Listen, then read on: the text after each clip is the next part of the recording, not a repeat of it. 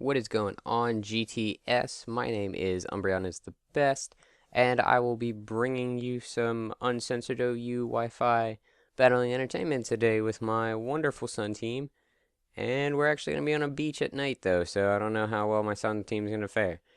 And I'm going to lead out with my blitz because I'm feeling that all out, just all out power offensive right off the bat, and unfortunately he is going to lead off with a Gliscor walling me completely. So, as I haven't said, this battle is against my buddy Zach, or as he's known on YouTube as MegaDarkProdigy, and I'm sure that both the links will be in the description for you to check him out. You can check out my channel, and if you guys want to battle, definitely check out my channel, just even if it's just to send me a battle request or a PM message, because I find it's a lot harder to find Wi-Fi battles now, and a lot of times I would have to resort back to the Smoggin Wi-Fi Battle Finder, and I really don't want to do that because a lot of those people aren't very good. They disconnect. It's no fun.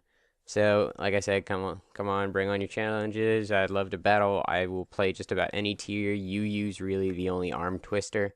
I'm not a big fan on UU, mainly because I don't have UU Pokemon saved away.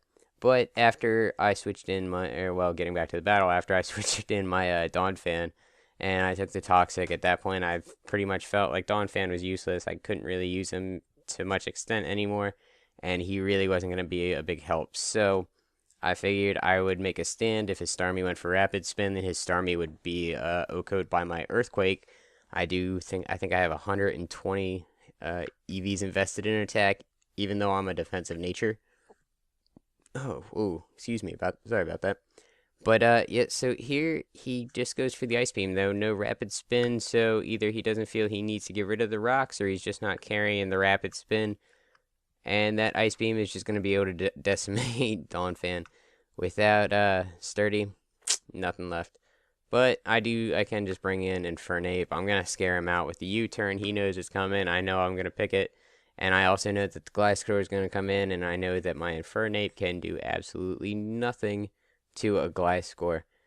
Man, it's actually it's really bad how badly Infernape is walled by Gliscor. The only real solution I have is occasionally I run a special Infernape that it has U-turn, it's just specially based, and it carries Hidden Power Ice so it doesn't get walled.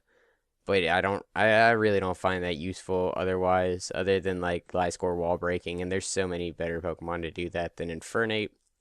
And so now that his Gliscor is going to feed up or eat up my U-turn, I know it doesn't do anything. I do feel this is a perfect time to bring out my Ninetales and go for the Hidden Power Ice. However, when I looked at my moveset, I found out that I didn't in fact have Hidden Power Ice. I had Confused Ray, so I said, well, I guess I'll just go for it anyways. And it paid off because as you see here, he hurts himself in confusion. And that was a big surprise to me. The hitting the Confused Ray and then being fully confused. I would have been able to take his Earthquake if that's what he chose to go for, so I wasn't worried about that. And I would have been able to take it just because I am a Focus Sash Ninetales. And I go for the Fire Blast, and to both our surprises, actually, I was able to one-shot him. And I say to both our surprises because I really felt that the Gliscor would be able to take at least one with its full HP bulk, but and he said he had some special bulk invested, so I guess that's just Ninetales' raw power. And here he's going to bring in Jolteon, and as soon as I see Jolteon, I was like, you're Specs, aren't you? And he said, well, I'm not going to tell you till after the battle. But the fact that his Volt Switch did over half damage without any Life Orb recoil tells me in itself that he is actually Specs, which made it a little bit better for me. I felt a lot better about it, actually, because really nothing else on his team is going to be a big threat. And so he's going to Volt Switch into the Jirachi. He said he went into Jirachi. I guess he was fearing some move, or he was fearing me to predict him to go into Hydreigon. And Jirachi actually survives the Fire Blast it comes in on. And that too was surprising. So maybe I got min damage here and max damage on the Gliscor. I don't know. But I'm feeling that this battle is dwindling down. I know that with what he has left, Venusaur can pretty much make a clean sweep now that this Jirachi's gone. And actually, I do carry Earthquake on my Venusaur. And the only reason I really carry Earthquake on Venusaur was I found Venusaur is just terribly walled by Heatran, and normally I have Hidden Power Ice on Venusaur. Or not Hidden Power Ice, I normally have Hidden Power Fire, so I don't get walled by Scizor either, because Scizor and Heatran seem to go well together on teams, and they're both two big stoppers to my main sweeper. So yeah, I try to carry that.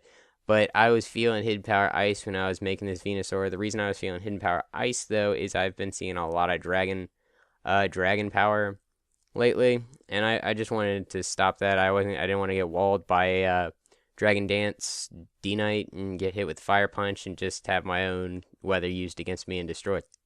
Uh, have my own weather used against me and just get destroyed. Thank you.